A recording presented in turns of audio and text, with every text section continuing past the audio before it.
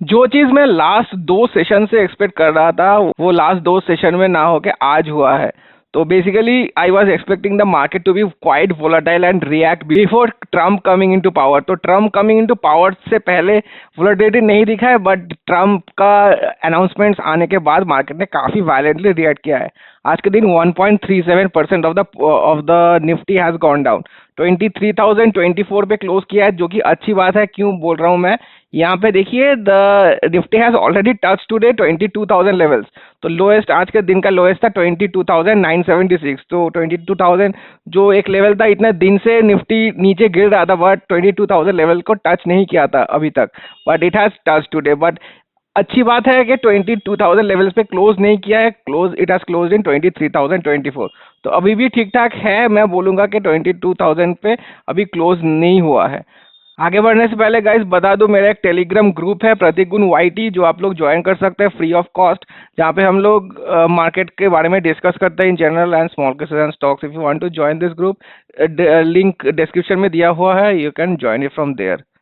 अच्छा, अभी बात कर लेते हैं टेक्निकल चार्ट्स का। अभी तो जैसे देख पा रहे हैं 23,053 पे है, तो जितना भी लेवल्स था वो सब कुछ ब्रेक कर दिया, जितना भी सपोर्ट लेवल्स था। अब इसका नेक्स्ट सपोर्ट लेवल है 22,700 800 पे। तो क्यों बोल रहा हूँ, यहाँ पे देखिए ये वाला चीज देखिए, यहाँ से मार्केट ऊपर जाके नीचे आया था, यहाँ से ऊपर जाके नीचे आया था। तो this particular zone 22,700 to 800 will be a key support point right now. तो जितना भी सपोर्ट पॉइंट्स थे पहले, everything has been broken and market कब रुकने वाला है, no one knows right now. Budget will be another key trigger for the market. तो रीजन क्या था बेसिकली आज मार्केट का फॉल होने का, यहाँ पे बता रहे हैं uncertainty around surrounding Donald Trump trade policies. जो हम लोग जानते हैं ही केम इन टू पावर यस्टरडे, और आने के बाद ही सेवरल अनाउंसमेंट्स और कमेंट्स डाल दिए हैं already, including tariffs on Canada and Mexico, जो कि ठीक ठाक है, वो तो उन लोगों का है। But Trump has threatened higher tariffs on several other countries including India. तो इंक्लूडिंग इंडिया जो है, that has not been taken as a very good factor by the market. तो इसीलिए मार्केट मेजरली इतना हाई रिएक्ट किया है आज के दिन। His immigration policies could also impact the Indian IT sector, तो इंडियन टेक सेक्टर जो हम लोग जानते हैं, तो most of the Indian tech companies are dependent on US. तो वो भी एक नेगेटिव फैक्टर हो गया मार्केट के लिए। Second one is the caution ahead of union budget. तो I was already expecting this, काफी दिन पहले से एक्सपेक्ट कर रहा था, लेकिन आज जाके हुआ है। तो सब कुछ क्यूमुलेटिव मिला के एक्यूमुलेट होके आज के दिन काफी नेगेटिविटी दिखाया है। Investors are now focused on the mega policy event. Finance minister is set to present budget on ये। Expectations are high that the government will announce measures to boost consumption, strengthen rural sector. However, any disappointment in key expectations could deliver another blow to the already weak market sentiment. तो अगर ये सब नहीं हुआ जो भी यहाँ पे बता रहा है, boost consumption, strengthen rural sector, support manufacturing and while maintaining physical prudence, सब कुछ अगर एक्सपेक्टेशन के हिसाब से नहीं हुआ तो मार्केट और भी ज्यादा रिएक्ट कर सकता है। बट थोड़ा बहुत आहिस्ता आहिस्ता फैक्टरिंग कर रहा है मार्केट, तो इसीलिए नेगेटिवली इम्पैक्ट किया है।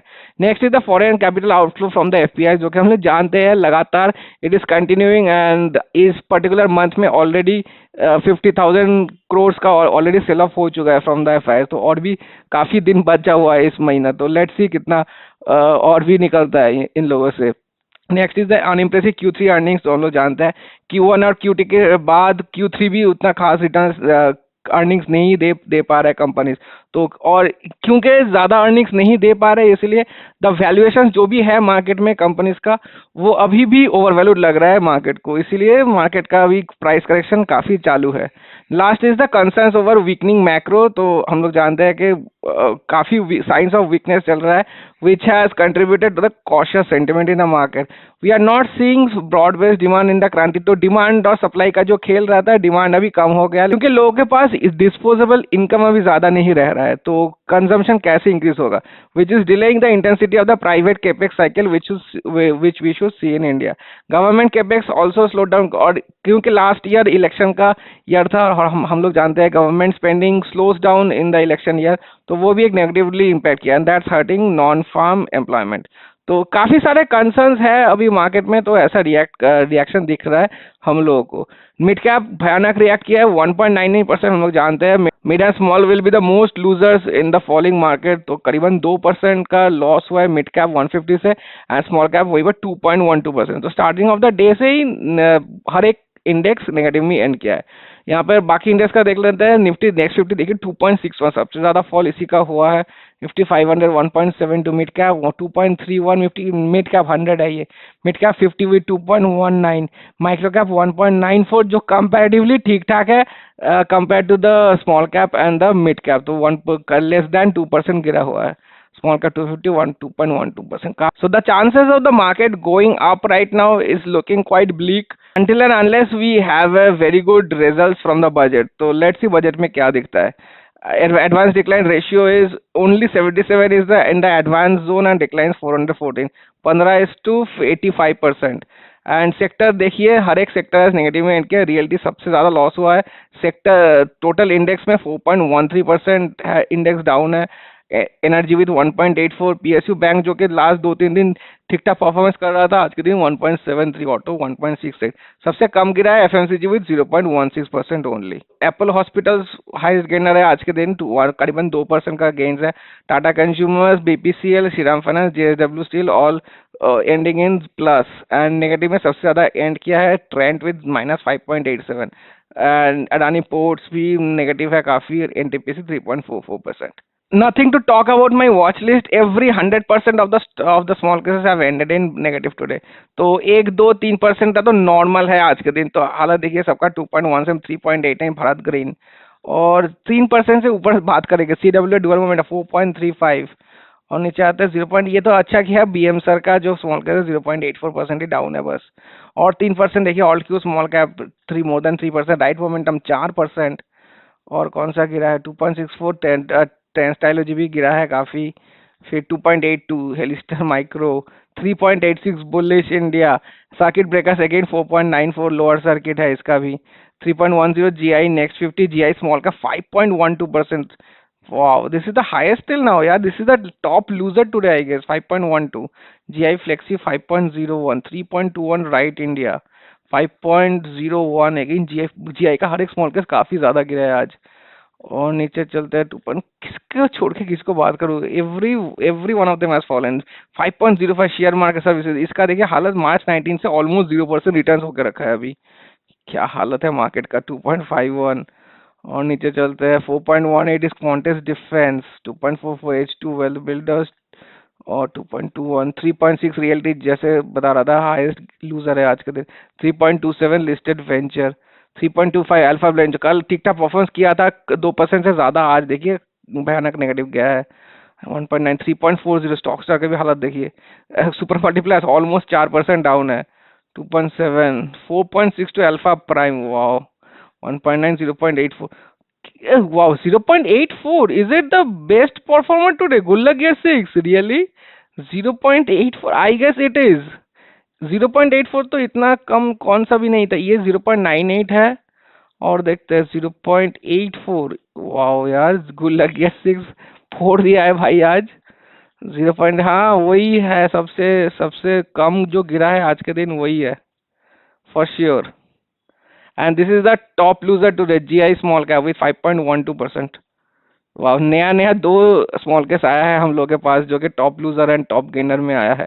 टॉप गेनर तो आइडियली नहीं है, वो गेन कुछ किया नहीं है, बट सबसे कम गिरा 0.84। तो उस 0.84 राइट 0.84 है बीएम हॉराइजन हंटर्स, एंड उसका है 0.8। अच्छा दोनों है, बीएम हॉराइजन एंड गुल्ला गियर दोनों आज के दिन टॉप परफॉर्मर है with less than 1%, that is only 0.84% negative today. Let's talk about my portfolio now. तो हालत देखिए सबका, द हाईएस्ट लूजर इज करीबन 4% है सुपर मल्टीप्लायर्स। काफी खराब हालत है कि एक टाइम पे ये one of the best performer हुआ करता था मेरे पोर्टफोलियो का, आज के दिन सब एवरी डे ये वर्स्ट परफॉर्मेंस दिखा रहा है। 2.88 इज एलिस्टर, स्टॉक 3.16% नेगेटिव, ऐसा गेन 2.14 एंड ट्रेंस्टाइलोजी 2.82। अभी हालत देखिए ये this is also super multipliers is also going towards the negative zone currently, 2.88% और स्टॉक स्टार इज 7.46। तो जो लोग भी सुपर मल्टीप्लायर्स का स्टॉक्स होल्ड कर रहे हैं, probably someone most of them are selling their stocks, selling their holdings. मेरे ख्याल से जितना भी मेरा स्टॉक्स बना, जितना भी मेरा प्रॉफिट बना था सुपर मल्टीप्लायर से, सब कुछ निकल गया। अभी कुछ प्रॉफिट है ही नहीं।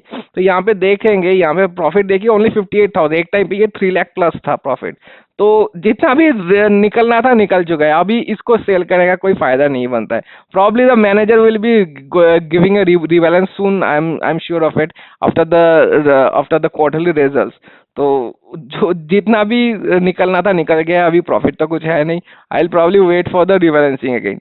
तो ये था सुपर मल्टीप्लास के लिस्टर का, फिर से 1 लाख क्रॉस कर चुका है नेगेटिव।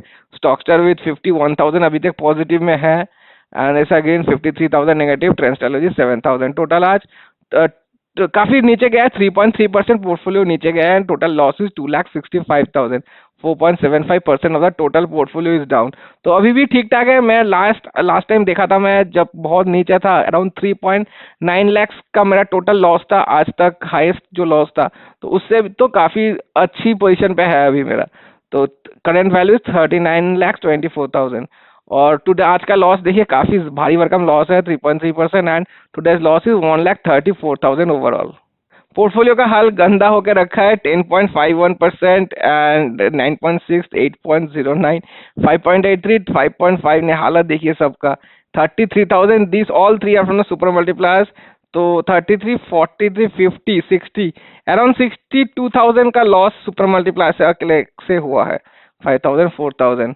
और प्रॉफिट प्रॉफिट क्या कुछ है, ओनली वन स्टॉक प्रॉफिट में है, और वो भी भाई साहब अपर सर्किट लगा हुआ है। यार ये तो अकेला राजा है मेरे मेरे पोर्टफोलियो का, अकेला नीला तारा निकला मेरे पोर्टफोलियो का यार। सही में 5% का अपर सर्किट लगा हुआ है आज के दिन में भी। अच्छा, अभी कुछ कमेंट्स ले लेंगे बिफोर एंडिंग। शायन घोष का कमेंट है, small case is showing super multiplier 6 months return 17%, but you have only made 7%। तो डिफरेंस क्यों आता है स्मॉल केस के जो ग्राफ में दिखाता है एक, और मेरे पोर्टफोलियो में क्यों दिखा रहा है? तो 3 रीजन है बेसिकली, मैं यहाँ पे लिखा भी हूँ रीजन। तो पहला रीजन है, ये एब्सोल्यूट रिटर्न्स दिखाता है 6 मंथ से। बीच में अगर कुछ इन्वेस्टिंग करोगे आप तो वो कंसिडर नहीं करेगा। तो इसलिए मैं बीच में इन्वेस्टिंग किया था 6 मंथ्स के बाद। मैं जब से लिया था उसके बाद एक दो बार और भी इन्वेस्टिंग किया था वहां पर, तो वो तो कंसिडरेशन में नहीं आएगा फिर। तो इसीलिए रिटर्न्स कम हो गया मेरे मेरे खाते में।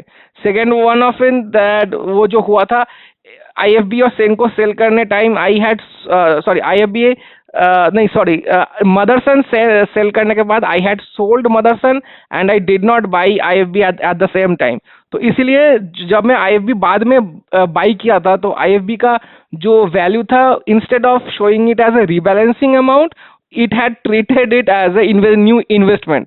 तो मैं मैनुअली सेल कर दिया था मदरसन का स्टॉक्स, बट बाद में प्रॉब्ली 6-7 घंटे बाद, 3-4 घंटे बाद probably I had bought the IFB stocks. तो it had considered it as a new investment. तो इसके लिए सुपर मल्टीप्लायर्स का जो टोटल परसेंटेज रहता है वो कम हो चुका है। और तीसरा रीजन है, all there will always be some difference between ones in the shown in the website and the actual. ये होता है बेसिकली, ये लोग जो वेटेज डालते हैं, मान लीजिए एक स्टॉक का 33%, 33% एंड 34%। तो इन लोगों के हिसाब से जब कैलकुलेशन हो रहा है परसेंटेज ऑफ रिटर्न्स का, वो एक्चुअली 33% के हिसाब से ही हो रहा है तीनों स्टॉक्स का। बट मेरे पोर्टफोलियो में, एक्चुअल पोर्टफोलियो में, मान लीजिए कोई स्टॉक्स बहुत भाग गया, जो जिसका 33% है, उसका भागने के बाद उसका ऑब्वियसली वैल्यू इंक्रीज हो जाएगा पोर्टफोलियो में। तो that 33% probably has change to 40% right now, the value, the weightage. और जो एक पर्टिकुलर स्टॉक जिसका 33% पहले था, अभी खराब परफॉर्मेंस के चलते उसका 33 से नीचे आके 24 या 25% पे आके रुका है। तो ऑब्वियसली दो वेटेज जो प्रेस्क्राइब किया था मैनेजर ने, वो सेम नहीं रहेगा। So there will always be slippages in small cases. So don't compare exactly same क्यों नहीं आ रहा है, या फिर डेली चेंज सेम क्यों नहीं आ रहा है। You can't compare like that. Deepak का कमेंट है, did you get any clarity on the subscription fees for of maximum small cases? I mean they are getting super expensive, will they change the subscription fee for existing subscribers too? नहीं, ये existing subscribers के लिए change नहीं हो रहा है। One of my viewers had a discussion with the H2 well builders manager, so he confirm that जितना भी सब ऑलरेडी एग्जिस्टिंग कस्टमर्स का जितना जैसा भी प्लान है, they will be continuing in the old plan. मान लीजिए वो 6 months का प्लान हुआ, या 1 year का प्लान हुआ, या 3 months का प्लान हुआ, even if the current plan is not showing in the small cases, but the existing customers will be having the old plan as well as the old prices. ये काफी अच्छा comment है, शोभित घाई से बोल रहा है, you should put substantial amount in each of the small cases that I guess will generate better CAGR in future. Your major allocation एक दो फंड में ही है, और गॉड फॉरबिड अगर एक दो फंड का कुछ हुआ तो इम्पैक्ट कर जाएगा तो अब मेरे पोर्टफोलियो में, तो वही चल रहा है अभी। I have been following your videos and you have been doing great job, thank you, but I just notice so telling this from my experience, तो थैंक यू, आपका सुझाव बहुत ही बढ़िया है। मुझे पता है, I already know about this, ये ऐसी बात नहीं है कि जो मुझे नहीं पता था। तो बेसिकली सुपर मल्टीप्लायर्स में मेरा सबसे ज्यादा एलोकेशन है, because I trust on this small case. तो बहुत सारा कंट्रोवर्शियल स्मॉल केस है ये, but there has been an inbuilt trust within me. तो that's why I put so much money in this particular small case, और उसका नतीजा अभी देख भी रहा है आप लोगों को, बहुत ज्यादा नेगेटिव इम्पैक्ट कर रहा है, but I am not even bothered right now. तो लेट्स सी आगे जाके क्या होता है। मार्केट एक बार मोमेंटम पकड़े यार, मोमेंटम जब तक नहीं पकड़ेगा ये सब फॉल में, even if I am putting in the trends trilogy और even if I am putting in the Alistair micro cap, आप देख पा रहे हो कि हर एक स्मॉल केस नीचे आ रहा है। तो वैसी कोई बात नहीं है। हाँ, जितना जितना डाइवर्सिफिकेशन होगा उतना ज़्यादा अच्छा है फॉलिंग मार्केट के लिए, but I am not concern about my negative returns in the portfolio. तो मैं कंसंट्रेशन देख पाऊंगा या नेगेटिव रिटर्न्स भी देख पाऊंगा मेरे पोर्टफोलियो में। आज का लास्ट कमेंट लेंगे, कृणाल भावसर बोल रहे हैं, even H2 manager pushes rebalancing every month, causing more STCG and brokerage. So after deducting all charges, will be left with return compared to mutual fund. तो हाँ, falling market में तो ऐसा होगा। Even returns are on paper based on stock are calculated from the stocks high low formula जो मैंने बताया, so that the price is no one going to get in the open market. तो इसका majority चीज है कि don't put a huge chunk of money in a small case which rebalances so often. तो यहाँ पे अगर मैं अपना पोर्टफोलियो दिखाऊं तो देखिए सबसे ज्यादा जो रिबैलेंसिंग करता है मेरे पोर्टफोलियो में, दैट इज स्टॉकस्टार मोमेंटम सुपरस्टार्स। और क्योंकि ये मोमेंटम स्मॉल केस है, ऑब्वियसली ये करेगा ही सबसे ज्यादा रिबैलेंसिंग। इसलिए देखिए सबसे कम मेरा सबसे पैसा जो कम है इसी में लगा हुआ है। ऐसा गिना है जी, I will be increasing the money trends trilogy, obviously I will be increasing the money, I am just waiting for the market to show some momentum. तो यही बात है जो मैं अभी ट्रेंड्स ट्रायोलॉजी में पैसा नहीं डाल रहा हूँ। तो ये इसको इन दोनों को छोड़ दीजिए। यहाँ पे देखिए सुपर मल्टीप्लायर्स में कितना ज्यादा पैसा है, एलिस्टार में भी अराउंड 12 लाख रुपीज लगा हुआ था, पहले 1 लाख का लॉस होकर रखा है अभी। बट स्टॉकस्टार में I am not planning to put any more money into this in this small case because ज़्यादा ट्रांजैक्शन चार्जेस, ज़्यादा STCG लग जाएगा, we are all aware of it. तो जब भी आप ले रहे हो कोई भी स्मॉल केस जहाँ पर मंथली या फिर वीकली या नीड बेसिस भी रहे, उसका थोड़ा रिबैलेंसिंग का फ्रीक्वेंसी देख लीजिए। अगर बहुत ज़्यादा रिबैलेंसिंग होता है, don't put a huge chunk of money in your small case. तो यहीं तक रखते हैं guys. If you have like the video, do hit the like and subscribe button as well, and I will see you in the next one. Thank you so much for watching.